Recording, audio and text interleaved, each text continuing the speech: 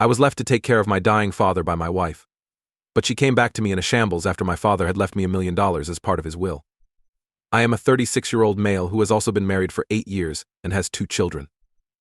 In addition, I am the only son of my father, who is ill. Over the course of many years, my father has been struggling with complications related to his kidneys.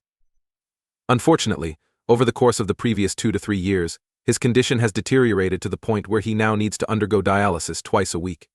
He was able to drive on his own in the past, but over the course of the past year he has frequently requested that I accompany him. In addition, he is losing strength on a daily basis.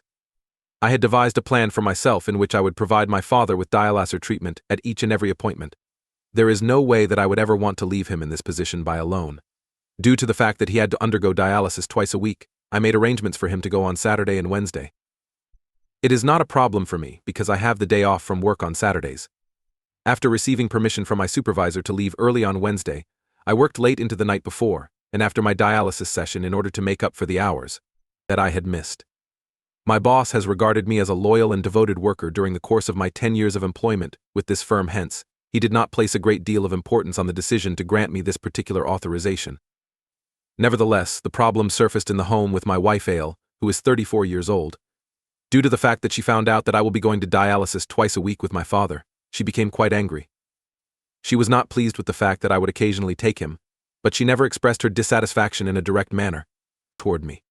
Having accepted the duty of being conscientious, she was unable to stop herself from doing what she was doing. The argument that she made was that it was pointless for me to waste my time on my father since, regardless of what I accomplished, he would never be impressed by me. In that case, let me provide some context for this first. My father is the proprietor of a retail business. He had amassed a respectable amount of wealth and was in a somewhat peculiar state. While he wanted me to run his company, I was so focused on something else that I was distracted. My interest in technology was strong. I was excited about the prospect of creating software and programming, instead of pursuing a degree in administration or business. My father encouraged me to seek a degree in software when I graduated from high school. In the event that I was prepared to work for his company, he continued to be okay with that. But once I received my degree, I began working for a reputable information technology company. My father was not content with the idea of me working for another person, rather than carrying on his legacy. While he was insisting that I join his company, I remained adamantly steadfast. This was the 3rd time that my father asked me if I wanted to join after I got married, and I responded with a negative. My father lost his cool and announced that he would give away all of his wealth to a charitable organization, and that I would not receive a single penny. I stayed exactly where I had decided to be. Even at that age, I was doing rather well for myself. At the age of 29, I bought a car and a house for myself.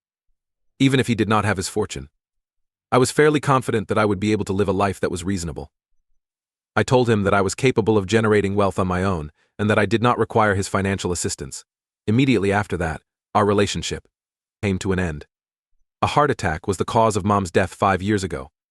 Just for Dad, it was an awful experience. You should know that I moved out of my parents' home when I was 17 years old to attend college, and after that, I found a job and started living on my own. In his friendship circle, Dad only had Mom. If he were to lose her, it would be the most unfortunate thing that he could suffer through. During that time, our relationship was brought back to life. In the past, I would give my children the opportunity to play with him, and I also began paying him regular visits.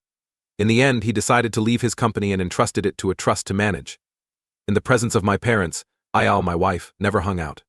Ayal did not pay a visit to my mother while she was still alive, citing the fact that she was excessively intrusive in our lives and that they did not get along. My father made the announcement that he would remove me from his will, and Ayal immediately began to publicly criticize my parents for being vile and obnoxious. Her intervention was consistent, and she asserted that it would be detrimental to our future, particularly the future of our children. Therefore, she did not interfere with my relationship with my parents. It was not yet time for her to acknowledge that our future, as well as the future of our children, was secure regardless of the wealth of our father. The fact that she found out that I would be accompanying my father to his dialysis sessions twice a week caused me to become irritated. This is because of the circumstances that currently exist. First, I made an effort to convey to her that my father only had me. They had passed on a very long time ago. In spite of the fact that he has an older brother, he lives on the opposite side of the city and visits him very infrequently. As a result of the passing of his mother, Dad has been exceedingly lonely. In this condition, I am unable to abandon him. Nevertheless, my wife has a hard time understanding this. In recent times, she has made my life more difficult. Every Saturday, she devises some kind of calendar for the week. One could choose to perform a thorough cleaning, host a party at the house, take the children out, or even do something as simple as go grocery shopping. As I made to my boss late in the evening or late at night after I had finished my dialysis treatment. Elle, on the other hand, is sure to devise a plan to irritate me. When she was out meeting her relatives, catching up with long-lost friends, or attending some unplanned party, she would nearly always ask me to take care of our children. She would leave the responsibility of raising them to me. Following a hectic day at the dialysis center, I have to find a way to balance my work, get ready for the children, feed the younger one, and find a way to accomplish the duties that I have not yet completed. Because he sees me constantly hurrying around and glancing intently at my watch, my father has suggested to me on multiple occasions that I should allow him to accompany the nurse to the center. I am so eager to get back that I hardly wait a second before I drop him off at his house. In spite of the fact that we are going to pick him up, I ask him to be prepared and to wait outside before I arrive. In spite of the fact that my father is cared for by a nurse and a caregiver who are on duty around the clock, I continue to feel bad about not spending time with him. It takes 30 minutes to get from his home to the center of the city. Reminiscing about the good old days, I used to like having conversations with him during these kind of drive and activities. But when Ailes's outbursts continue to increase, the only thing that comes to my mind is hurrying back home. In order to reduce the amount of time it takes me to complete the route, I spend the majority of my time driving at excessive speeds in traffic, taking shortcut lanes and passing other vehicles. It is the only time that I get to spend with my father. As a result, I don't want to cause any harm or put a stop to it by requesting that he follow the nurse. In my role as a son, I am also responsible for some responsibilities. To put it more succinctly, I could no longer put up with this woman. A revised version 1. It is clearly becoming worse on a daily basis. My wife is making every effort to dissuade me from going to see my father, and she is not leaving any stone unturned. One of the arguments that she raises is that it is a hopeless cause. Due to the fact that my father has already removed me from his will and given away his wealth to a charitable organization, there is no point in trying to waste his time and effort. There is a possibility that I do not comprehend her. Do we simply operate in accordance with the laws of profit and loss? What happens if a person's parents are poor or do not have any substantial wealth? A small amount to contribute was given. They are abandoned by their children, right? After being subjected to her emotional outbursts for such a considerable amount of time, I finally broke the news to her that she would not receive anything from her parents. Because of this, why does she go to see her parents every once in a while? Oh my God, she exploded at this point, and then she went on to say that my parents had accomplished a great deal more than your self-centered father. It was helpful to me in many different ways. On the other hand, they are not like your father, who was angry with you because you did not work for his company. Is it so bold of you to compare my parents to yours?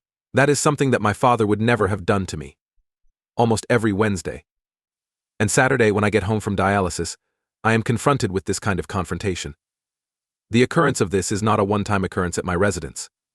In each new instance, the severity and ugliness of the situation increases. In the past, she would quarrel with me without anybody else there, but at the moment, I am witnessing her ranting and screaming at me in front of the children. Aside from that, I have heard her making negative comments about my father in front of our children and using them as a weapon against him. The moment I became aware of this, I took action, which ultimately led to yet another unpleasant quarrel between the two of us. Aile's fights have turned into a routine for me at this point. On days when she does not engage in conflict, I get the impression that something is missing, only for her to become more antagonistic the next day. At this point, I was on the verge of giving up on her. On the contrary, I choose to disregard her as if she does not exist. I do not respond to her, or yell back at her. Regarding the other things that I should be doing, I am unable to give up my father in order to keep her happy. There would be no difference in the outcome if he kicked me out of his will. As a result of my own free will, he booted me. Because I declined his offer to work for his company, he was forced to hand up the company that he had worked so hard to build to a trust. Certainly it must have had a significant impact on his morale.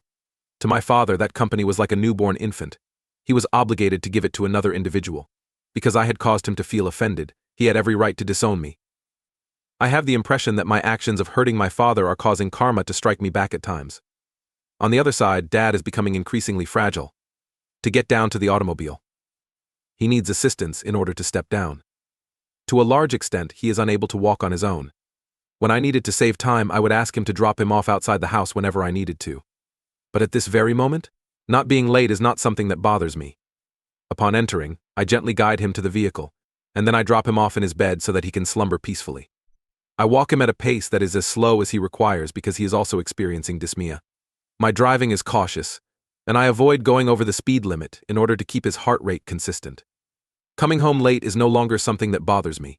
It was a waste of time to rush home. Considering that I have to cope with that terrible woman, why not at least try to make my father happy? The situation has become even more dire as a result of my careless attitude. I was informed by AITA that I have to choose between her father and myself. After observing his condition, it appeared that Dad did not have much longer to live. I made an effort to convey to her that our father would not be staying with us for the rest of our lives. Given that her reaction was brief, it is imperative that you give great consideration to the decision between someone who will be with you for the rest of your life and someone who will pass away in the near future. This was a rather cruel approach. What I said to her was, "You know what, I would choose my father over you, who is so self-centered and cruel to a man who is nearing the end of his life." After getting ready, she left her bags behind. At the same moment, I desired some separation from her, and she needs some time to compose herself. She was not stopped by me. In the time that she is away, I am taking care of the house, my children, my father, and my work. Even yet, I am experiencing a sense of relief and calmness. Since she is not here, I am able to rest more easily. It was the day before yesterday that she sent me the paperwork for the divorce. Despite the fact that I had some degree of anticipation for it, I did not anticipate that it would occur so rapidly. Even though I was taken aback, I couldn't help but feel relieved and glad. The documentation was only signed by me, and then I handed it back. It was not me who called her. Despite the fact that it was evident that she did not want the children, she did not make a request for custody of them. The only stipulation that I was concerned about was that one.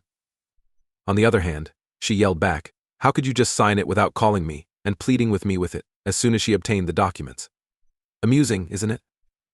After that, her mother took the phone and shouted at me, saying that I ought to have acted like a man and made an effort to call my wife back into the marriage rather than simply signing the paperwork.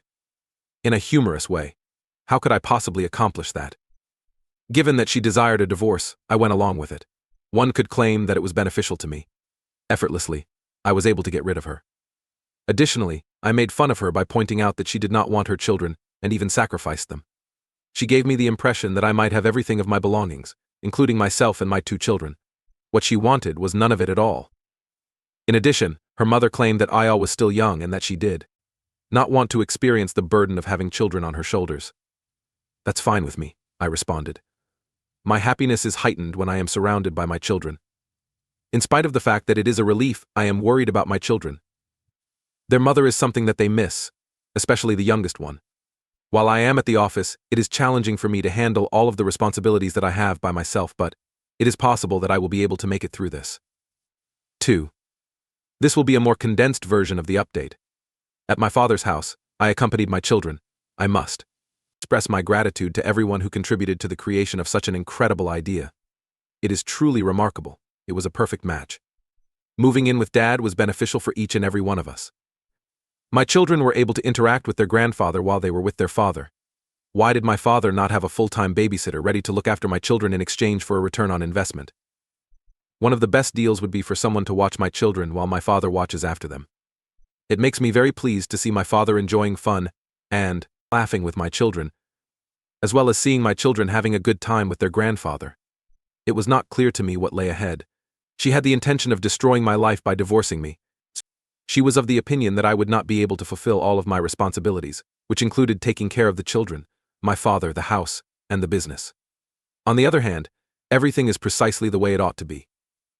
Laughter is the last thing I am sure of. It was the nicest thing that could have ever happened, LOL. Sadly, the news is disheartening. The previous week, Dad passed away while he was sleeping. After he had finished playing with my children, he went to bed feeling happy and content, and he never awoke again. According to the physician, he went away peacefully. According to the doctor, his nurse, and even his caregiver, Dad was overjoyed when I moved in with him. This resulted in a little extension of his lifespan. Just prior to my arrival, he was on the verge of giving up everything.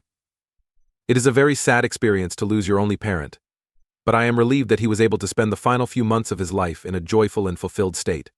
Despite the fact that my children are experiencing a great deal of depression due to his passing, their father has instilled in them strong morals. In the past, Grandpa would try to convince them to accept reality and go on. The passage of time never stops for anyone, Hearing things from them that are so remarkable makes me feel a great deal of pride. During this time of despair, they are the source of my greatest inner strength. Despite this, there was one more shocking piece of news that came after the passing of Dad. It was my father's attorney who reached out to me and requested that I come to his office in order to reveal his plan. To which I replied that it was not required. The fact that Dad had previously informed me that he had transferred all of his wealth to the trust was something that I had no problem with, and I suggested to the attorney that he should proceed with the paperwork to transfer everything to them. Given that it was also applicable to the charitable trust, I inquired with him about whether or not I ought to leave my father's house. Even while he laughed at me, he gave me the instruction to simply fall over. During my visit, the members of the trust appeared to already be present. On top of that, the attorney had called them. As soon as the attorney started asking questions about the will, I started bawling. I was actually designated as my father's heir in his will. Everything he owned, including his business and his fortune, was for me. I questioned the attorney about whether or not this was done recently, since I was concerned that he might have committed the act after I began taking care of him. With a grin on his face, the attorney stated that the will had never been altered. When he died, I was his heir. My father had never abandoned me, and I was in tears. It's possible that he threatened to disown me in order for me to respect his establishment and his heritage. Even though I was calmed down by Dad's attorney, I continued to cry.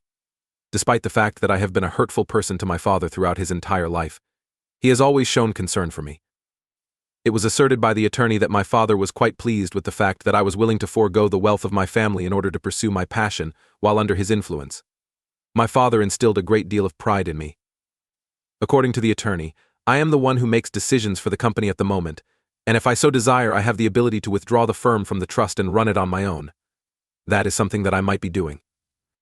I went for whatever it was that I wanted to achieve, and my father gave me subtle encouragement. When it comes to repaying him, it is now my turn. It is something that I am contemplating doing, and that is reversing it from the trust and scaling it to the level that Dad envisioned his company reaching. When I arrived home, I informed my children about their grandfather's will, which would be received by them once they reach the age of 18. In addition, he has set aside a portion of his wealth for them to inherit. We went to his tomb today with some flowers, and we stayed there for a while, allowing ourselves to rest in peace. According to me, this is a stage that is fairly emotional. Updating this, are you aware of how quickly ants congregate when they come across sugar candy? 1 month after Dad's passing, I began managing Dad's company in addition to other community service endeavors. First, I offered my resignation from my position, and then I took over management of the company. After that, I decided to rent out my home because my children and I had made the decision to live with my parents. My childhood memories are preserved in this house, and my grandchildren feel a connection to their grandfather here. As a result, I have a strong desire to remain here. In the aftermath of discovering that I had inherited the $1 million inheritance that belonged to my father, I was greeted by a large number of visitors at my residence, including long-lost relatives, friends, and neighbors. On the other hand, the guests that came the most unexpectedly were my ex-wife Isle and her parents. They entered the house in tears, indicating that they expected to attend the funeral, but were unaware of my father's passing. They claimed that they would have gone to the funeral. After that, her parents complimented my father in a variety of positive ways. Isle embraced the children and shed tears as she expressed how much she missed them. The question that I posed to her was, if she missed them so much, why did she not visit them over the course of the past 7 or 8 months, despite her assertions? She went to our house and discovered that it was locked. What a sham it turned out to be. When you found out that the house was locked, I asked you whether you were concerned about the safety of your children. Are you not of the opinion that it is of the utmost importance to get in contact with the youngsters and assess their well-being? No response was given by her. Let us forget whatever might have occurred in the past. Her parents begged her next. The children will be left alone in the house when I am at work. Now that my father has passed away, it would be better if we reconciled, since they need a mother. At this advice, I laughed in their faces. When she left her children to me, they most needed her. The kids have become used to her absence now, hence I do not want her back into my life. She began to weep. Her parents left us by ourselves. She begged for reconciliation while holding my hands. She missed seeing the kids and claimed she loved me. Laughing, I said, "You know what? You cherish the fortune my dad left behind, not me. Here at my door, you and your avaricious parents are here to drain off my money." Using those words for her parents is what they are. Thus, I have no regrets about it. During our divorce, she also called my dad unpleasant and avaricious. I could not have let this woman get 1 penny of my dad's hard-earned money. She became offended when I denigrated her parents. She stated till now she was begging me as she loved me. but now she would take what was rightly hers. She didn't ask for any alimony during the divorce, but now she wants half of my dad's fortune, rather, half of my wealth. She could do whatever she wanted, I told her. I'll destroy her, but not pay her a penny. She fled after mistreating me. I explored this with my attorney regarding the potential. He stated that her chances were not very good. 1 year prior to the time when I received any inheritance, the divorce was finalized. Considering that the children were with me, she was unable to obtain anything anyway. With that being said, he cautioned me against allowing her to spend time with the children. It is possible that she will exert control over them, file for custody of them, and then later demand money for their maintenance and other expenses. It is precisely for this counsel that I would like to express my gratitude to him. I am going to watch over their gatherings. I also spend a lot of time with the children these days, assisting them in dealing with the issues that they are facing. I am able to strike a healthy balance between my personal life and my well-being thanks to the fact that I have taken over my father's business. It is my intention to take a vacation to the Bahamas with my children. To be honest, why not? It is time for them to take this lavish vacation. Not at all, it has nothing to do with spending too much of my father's riches. I was able to travel as well, but I had to juggle my job with taking care of my father earlier, and I simply did not have the time. Since I was in a position to do so, I desired to remove them. As far as IL is concerned, she has not communicated with me since she returned from her most recent vacation. It is likely that she is occupied with suing me from each and every attorney's office, stopping by each and every one of them,